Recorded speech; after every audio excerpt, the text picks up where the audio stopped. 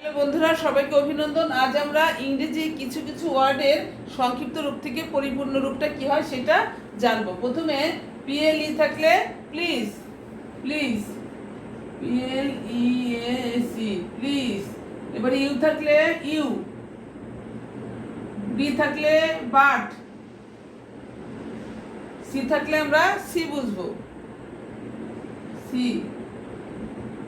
এবার are you থাকলে your, your. B four থাকলে বিফোর,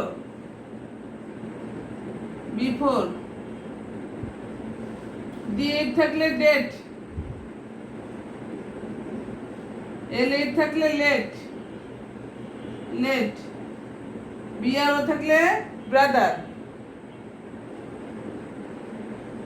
ব্রাদার। এস আর এস থাকলে সিস্টার, সিস্টার।